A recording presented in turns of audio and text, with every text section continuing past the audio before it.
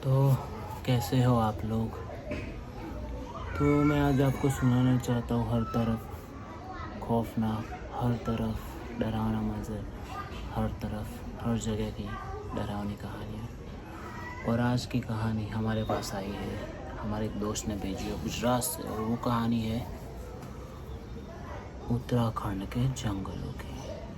हाँ, उत्तराखंड के जंगलों की। गुजरात के दो दोस्त जो बाइक राइडिंग करते थे। बाइक राइडिंग करते करते वो मतलब अलग अलग जगह पे ट्रैवलिंग करते थे, यहाँ जाना वहाँ घूमना। काफ़ी सारे दोस्त थे और एक बार उनके पास एक नया दोस्त था जिसका नाम था किशन। तो वो सब साथ में जा रहे थे और वो किशन एक बाइक पे थे। फिर वो आगे चले, फिर आए उत्तराखंड की एक जगह थी।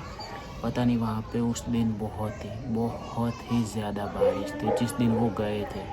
और उनको नहीं पता था कि वो दिन उनकी लाइफ का बहुत ही डरावना दिन होगा, क्योंकि उस दिन कुछ ऐसा हुआ था जो किसी ने सोच में, मैं भी बोल रहा था, मेरे अभी गूज़बम्प आ रहे, उतना डरावना दिन था। तो वो क्या था वो मैं आपको बताऊंगा। एक दिन किशन और गोपी भाई, वो दो दोस्त, किशन और गोपी नाम सुन के आपको सुनील शेट्टी के पिक्चर की याद आओगे, लेकिन नहीं, ये कहानी असल में सच है। वो दोनों बाइक राइड करके पहुँचे थे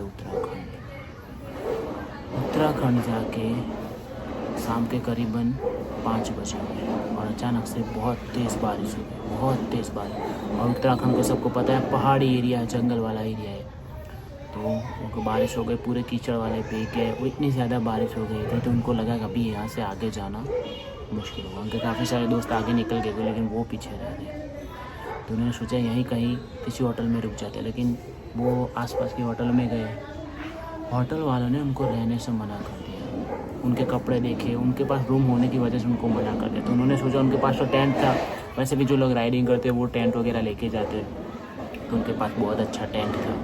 तो उन्होंने सोचा कहीं टेंट लगा देते। तो बस जैसे रास्ते पे गए, वो जंगल वाला रास्ता था, मतलब इतना शाम के बारिश थी और शाम के 6:30 बज गए थे और अंधेरा भी थोड़ा थोड़ा होने लगा था। फिर उनको मिले एक आदमी, उन्होंने बोला हम इधर टेंट लगा सकते। उन्होंने बोला नहीं, कहीं भी जाओ इधर टेंट मत लगाओ, ये जंगल वाले एरिया में टेंट मत। उन्होंने बोला कि कुछ जानवर का प्रॉब्लम होगा, भालू बाघ का प्रॉब्लम होगा। तो उन्होंने ये बोला कि नहीं, ये बात नहीं, जानवर का कोई प्रॉब्लम, लेकिन इधर टेंट मत लगाओ। लेकिन उन्होंने बात नहीं सुनी। वो सोचे चलो इधर नहीं लगाए, थोड़े आगे जाते। फिर आगे गए, फिर एक चाय की टपरी पे वो बैठे। करीबन 7 बजे को पूरा डार्क अंधेरा हो गया था। तो उन्होंने सोचा इधर ही कहीं टेंट लगा दे। इसलिए उन्होंने बोला उस बच्चे को, चाय वाले टपरी पे, राजू था लड़के का नाम, तो हम इधर टेंट लगा दें। उनके बोला नहीं, कहीं भी जाओ इधर मत लगा, आप चिप वापस चले जाओ या नीचे चले जाओ, लेकिन जंगल वाले एरिया में टेंट मत लगा। तो उन्होंने बोला कि अब भाई इधर शेर या भालू का कोई प्रॉब्लम है या चोर लुटेरे का, क्या नहीं, ऐसा कुछ नहीं, लेकिन इधर टेंट मत लगाओ। राजू ने लाख मना किया कि यहाँ टेंट मत लगा, लेकिन उनके पास कोई ऑप्शन है। तो उन्होंने बोला कि हमको रहने के लिए कोई ना कोई जगह चाहिए। तो राजू ने बोला, वो काफ़ी देर, 1 घंटे के बाद वो मान गए कि आप रहो, लेकिन आप जो भी टेंट लगा रहे हो रात में सो जाना, बाहर निकल के प्लीज़ मत देखना। लेकिन वो बात उनके दिमाग में खटक गई कि उसने ऐसा क्यों बोला कि बाहर निकल के मत देखना। फिर वो राजू की टपरी थोड़ा, मतलब रास्ते में एक घर पड़ता था, घर पुराना टूटा फूटा हुआ घर था, उसके आगे थोड़ी जगह थी जंगल में।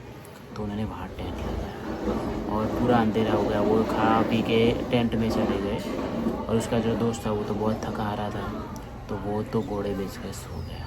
लेकिन जो गोपी भाई थे, उनके दिमाग में वो राजू की बात चल रही कि उसने ऐसा क्यों बोला होगा कि बाहर निकल के मत देखना। तो गोपी भाई बाहर गए, बाहर रात के 12, साढ़े 12, 1 बजे तक बाहर बैठे। फिर वो अंदर चले गए। जैसे वो अंदर सोने गए तो किसी के चलने की आवाज़ है। चलने की मतलब नॉर्मल नहीं, किसी के बड़े बड़े पैर, मतलब हाथी जितने पैर हो। उनको लगा कोई जानवर होगा।